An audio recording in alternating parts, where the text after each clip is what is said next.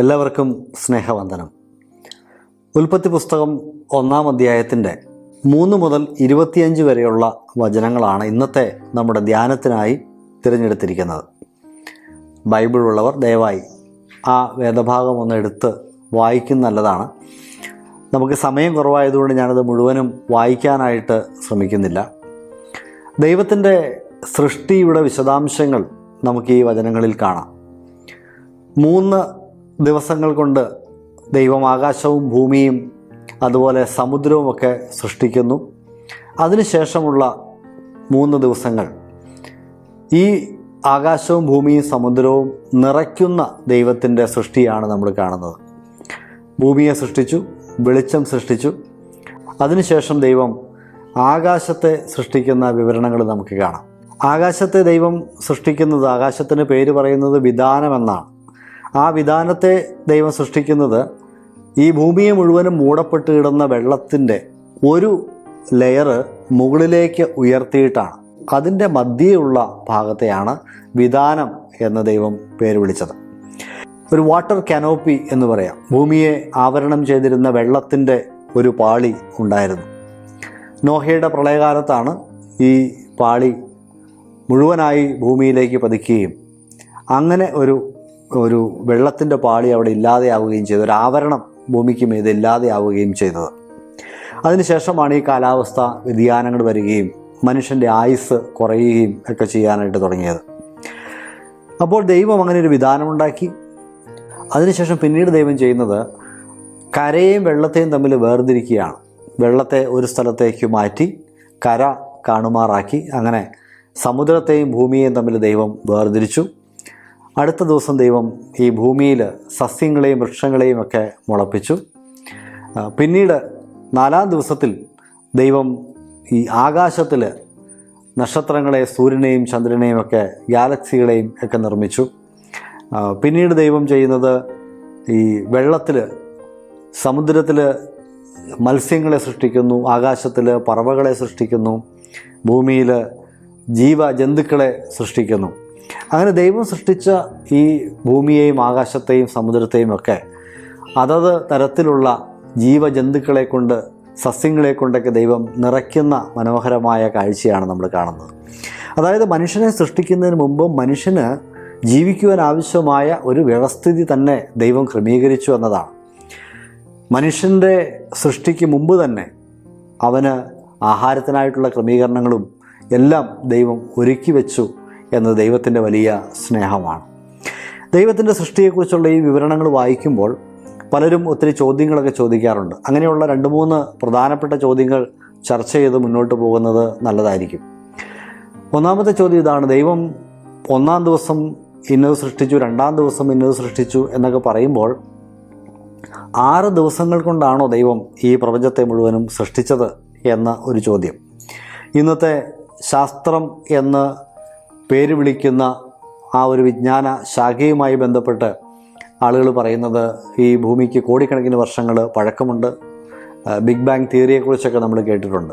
പരിണാമത്തിലൂടെയാണ് ഇതെല്ലാം ഉണ്ടായത് എന്നുള്ള വാദങ്ങളൊക്കെ നമ്മൾ കേട്ടിട്ടുണ്ട്. എന്നാൽ അതൊന്നും തെളിയിക്കപ്പെട്ട ശാസ്ത്രീയ സത്യങ്ങളാണ് എന്ന് പറയാൻ നിവൃത്തിയില്ല. ഇതൊക്കെ ഹൈപ്പോത്തീസിസുകളാണ്, അല്ലെങ്കിൽ ചില ഊഹങ്ങളുടെയും നിഗമനങ്ങളുടെയൊക്കെ പുറത്ത് രൂപപ്പെടുത്തിയിട്ടുള്ള ചിന്താഗതികളാണ്. എന്നാൽ ദൈവത്തിൻ്റെ വചനം പറയുന്ന ഈ ദിവസം എന്നത് അക്ഷരാർത്ഥത്തിൽ 24 മണിക്കൂറുള്ള ഒരു ദിവസം എന്ന അർത്ഥത്തിൽ തന്നെയാണ്. യോം എന്ന എബ്രായ പദമാണ് അവിടെ ദിവസത്തിനു വേണ്ടി ഉപയോഗിച്ചിരിക്കുന്നത്. ആ വാക്കിൻ്റെ സാമാന്യ അർത്ഥം 24 മണിക്കൂറുകളുള്ള ഒരു ദിവസം എന്ന് തന്നെയാണ്. മാത്രമല്ല എബ്രായ ഭാഷാ പ്രയോഗത്തിൽ ക്രൊണോളജിക്കലി ദിവസങ്ങൾ പറയുമ്പോൾ, അഥവാ 1-ാം ദിവസം, 2-ാം ദിവസം, 3-ാം ദിവസം എന്ന് ക്രമത്തിൽ പറയുമ്പോൾ അതിനെ 24 മണിക്കൂറുള്ള ദിവസങ്ങളായി മാത്രമേ കണക്കാക്കാനായിട്ട് സാധിക്കുകയുള്ളൂ. അതുകൊണ്ട് ദൈവം 6 ദിവസം കൊണ്ട് ഈ പ്രപഞ്ചത്തെ സൃഷ്ടിച്ചു എന്നത് ഉൽപ്പത്തി പുസ്തകം വളരെ വ്യക്തമായിട്ട് പറയുന്ന ഒരു യാഥാർത്ഥ്യമാണ്. അത് ഈ 1-ാം അധ്യായത്തിൽ മാത്രമല്ല, 20-ാം അധ്യായത്തിലും ദൈവം കൽപ്പനകളെ നൽകുമ്പോഴും അവിടെ പറയുന്നുണ്ട്. ഭൂമിയും ആകാശവും അതിലുള്ളതൊക്കെ ദൈവം 6 ദിവസം കൊണ്ട് സൃഷ്ടിച്ചു എന്ന് പറയുന്നുണ്ട്. അങ്ങനെ ഈ 6 ദിവസങ്ങൾ, 24 മണിക്കൂറുള്ള 6 ദിവസങ്ങൾ തന്നെയാണ് ദൈവം സൃഷ്ടിക്കായിട്ട് ഉപയോഗിച്ചത് എന്ന് നമുക്ക് മനസ്സിലാക്കാം. മറ്റൊരു ചോദ്യം ഇതാണ്: സൂര്യനെ സൃഷ്ടിച്ചത് 4-ാം ദിവസമാണ്. അപ്പോൾ അതിനു മുമ്പ് ഈ ഭൂമിയിൽ എങ്ങനെയാണ് വെളിച്ചമുണ്ടായത് എന്നൊരു ചോദ്യമുണ്ട്. ദൈവം ആദ്യമേ 1-ാം ദിവസം തന്നെ വെളിച്ചത്തെ സൃഷ്ടിച്ചു എന്നാണ്. പക്ഷേ സൂര്യനെ, ചന്ദ്രനെ, നക്ഷത്രങ്ങളെയൊക്കെ സൃഷ്ടിക്കുന്നത് 4-ാം ദിവസമാണ്. അവിടെയും നമുക്ക് ഉത്തരം കൊടുക്കാനായിട്ട് ബുദ്ധിമുട്ടില്ല. നമുക്ക് പറയാനുള്ളത്, പ്രകാശത്തിൻ്റെ ഉറവിടം സൂര്യനോ നക്ഷത്രങ്ങളോ മാത്രമല്ല, പ്രകാശം അതിൽ തന്നെ നിലനിൽക്കുന്ന പാർട്ടിക്കിൾസാണ് എന്ന് ആധുനിക ശാസ്ത്രം കണ്ടെത്തിയിട്ടുണ്ട്. ഇനി ഇതിൻ്റെ ഉറവിടത്തെക്കുറിച്ചാണ് ചോദ്യമെങ്കിൽ, ദൈവം തന്നെ വെളിച്ചം എന്ന് ബൈബിൾ പറയുന്നു.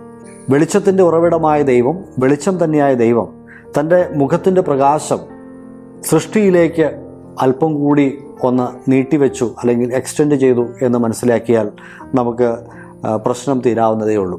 അല്ലെങ്കിൽ ഒരു താൽക്കാലികമായ വെളിച്ച സ്രോതസ്സ് ദൈവം ഉണ്ടാക്കി എന്ന് വിശ്വസിക്കുന്നതിൽ നമുക്ക് പ്രശ്നങ്ങളൊന്നുമില്ല. സർവശക്തനായ ദൈവത്തിന് അതിനുള്ള കഴിവുണ്ട്. അതുകൊണ്ട് സൂര്യൻ അല്ലെങ്കിൽ ചന്ദ്രനും നക്ഷത്രങ്ങളും മാത്രമല്ല വെളിച്ചത്തിൻ്റെ സ്രോതസ്സ് എന്ന് മനസ്സിലാക്കാം. മറ്റൊരു ചോദ്യം ഇതുമായിട്ട് ബന്ധപ്പെട്ട്, 3-ാം ദിവസം ദൈവം ഭൂമിയിൽ നിന്ന് സസ്യങ്ങളെയും വൃക്ഷങ്ങളെയും ഒക്കെ ഉളവാക്കി. എന്നിട്ട് 4-ാം ദിവസമാണ് സൂര്യനെ ഉളവാക്കിയത്.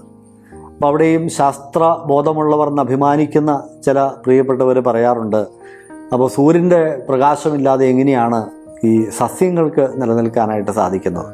അപ്പോൾ നമുക്കതിന് മറുപടി പറയാനുള്ളത്, ഒരു രാത്രിയിൽ സൂര്യനില്ല എന്ന് വിചാരിച്ച് ചെടികൾക്ക് പ്രത്യേകിച്ചൊന്നും സംഭവിക്കാനായിട്ട് പോകുന്നില്ല. 3-ാം ദിവസം ദൈവം ഈ വൃക്ഷങ്ങളെയും സസ്യങ്ങളെയും ഒക്കെ ഉളവാക്കി, 4-ാം ദിവസം തന്നെ സൂര്യനെയും ഉളവാക്കി എന്നുള്ള കാര്യം നമുക്കറിയാം.